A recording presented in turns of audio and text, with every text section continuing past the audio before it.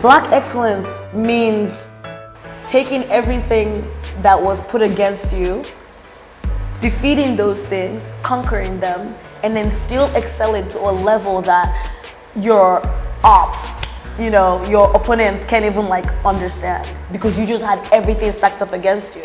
Hi, my name is Umeh from El Padrino, Taco Tuesday. This is Black Excellence.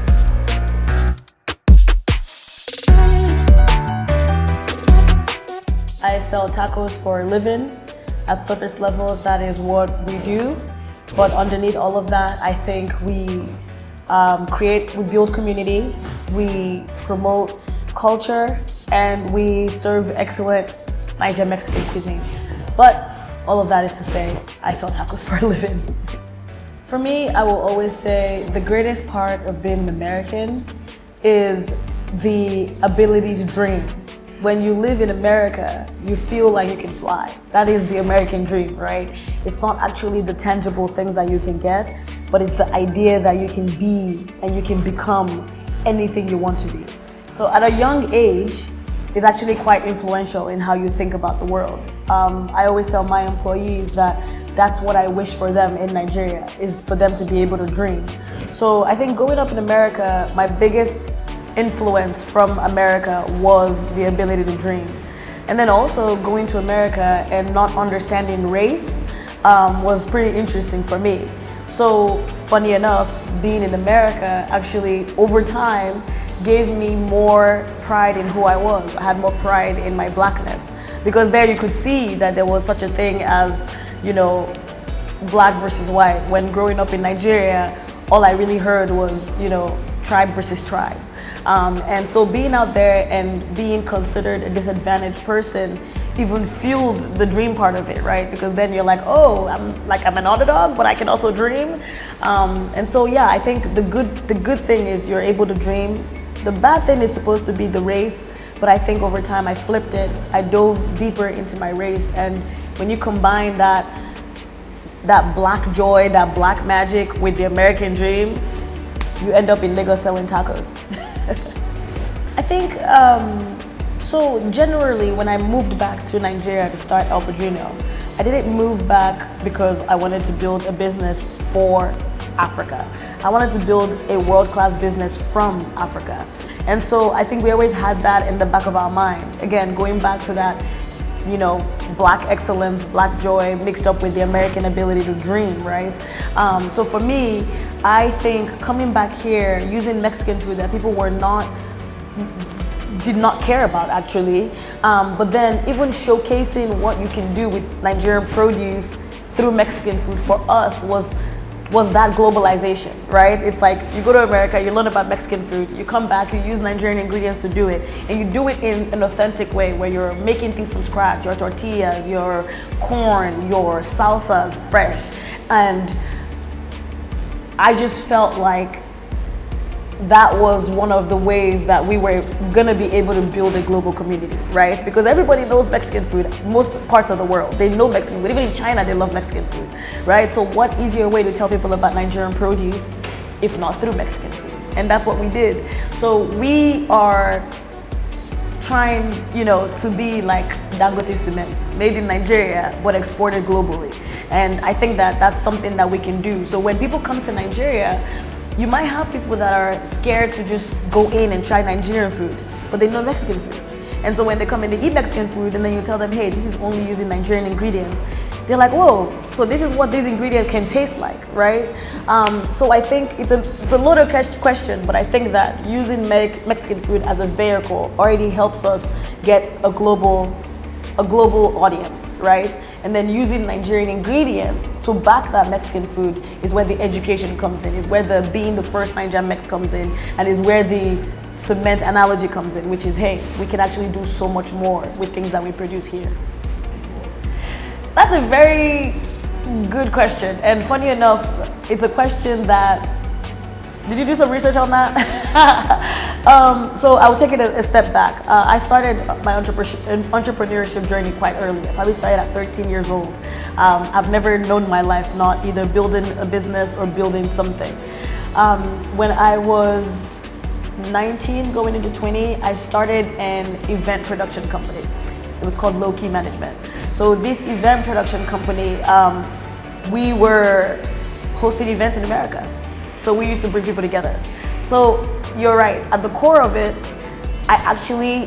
what I love the most is bringing people together. And I look for something to bring people together around, right? So most of my years from 19 to 26, I was bringing people together through music. And now from 26 till however old I am now, I'm bringing people together through food. And that's what hospitality is. That's what service is. Like, it's not about the product for me as much as it is about the service. And so my passion is in bringing people together. My passion is in seeing what people can create, what strangers can do when you bring them in a space where they can be themselves. That's always been my thing, that authenticity, right? And then looking for a good vehicle, right? A good reason for these people to come together. So I think I'm always gonna do that. Like, I think no matter the businesses, no matter the place that El Padrino goes, we're always gonna have people at the forefront. And it even comes back to the name. El Padrino means the godfather. And who is the godfather in the family, right? Like, in the religious aspect, the godfather is who you say, hey, if anything happens to me, you take care of my child, you know. But in the mafia, you know, sense of it, the godfather is who keeps the family together. So yeah, I think it does tie in together, because you cannot be in the hospitality service industry and not care about people. We probably care about people a little too much, and we just use food as an excuse to bring them together. Well, Taco Tuesday is the brainchild that made this restaurant possible. You know, when I first got to Nigeria, I wasn't able to get the exact funds I needed to open up a restaurant. And so I worked with a facility coordinator, facility manager at Workbox, and he said, hey, I can give you, a shack. It was actually in between two buildings. It was a corridor. And he's like, I can give you a shack if you want to see if you can bring people here. And that's what we did. We just went every Tuesday. Sometimes we served 4 people, sometimes we served 1 person. And we did that for years until now, where every restaurant is trying to have a Taco Tuesday, which is a great thing for us, because they've seen how much we've been able to build community around that. So Taco Tuesday wasn't oh my God, I came to Nigeria with this great idea. It was out of scarcity, but then it became more, right? The scarcity of having safe spaces where people could be themselves in Lagos, having safe spaces where people can have conversations that they wanted to have in Lagos. And that's really what it started off as. It started off as people, strangers, come together, eat some tacos, talk about your day, and nobody would judge you.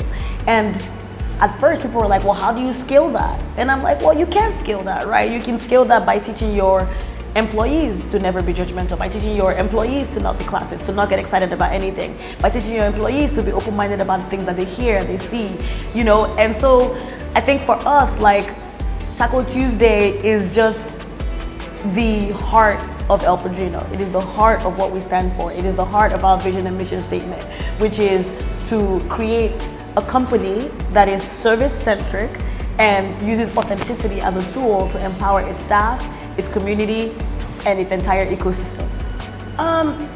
Without being cheesy, I will say 3 people. The first 2 are my parents. I mean, I'm not trying to be cheesy about that. I talk to my parents almost every day. They are my heroes. Because I think even from them, it took me years to realize that, my parents went through a lot in their marriage to provide for their children. And it's so easy to hear that from your parents, right? Until the day comes where they don't need to provide for their children anymore, and the children are providing for themselves, and you're like, well, what's gonna happen now?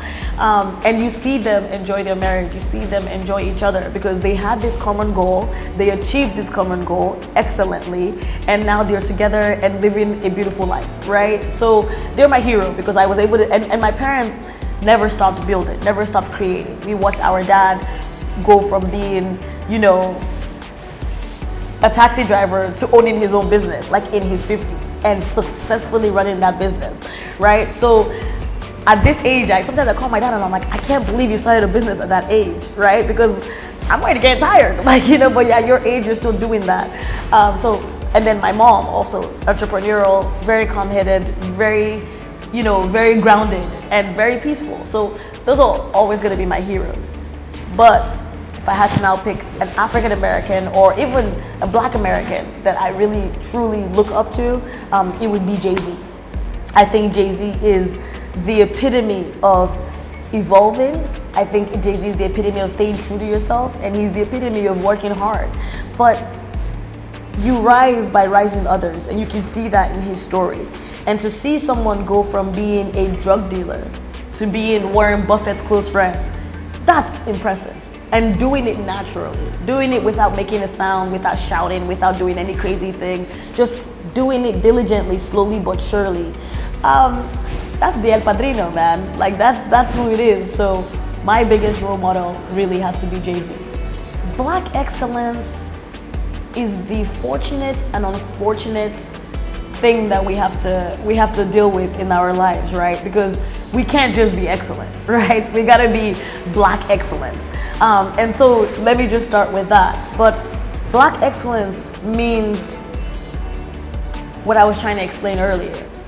Taking everything that was put against you, defeating those things, conquering them, and then still excelling to a level that your ops, your opponents can't even understand, because you just had everything stacked up against you, right? So going back to Jay-Z, how do you go from that to being a billion dollar institution, right? Without when everything was stacked up against you. That's the Black excellence. It should just be excellence.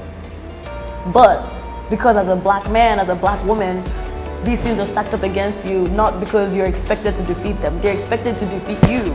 So when you do, you come out with that pride.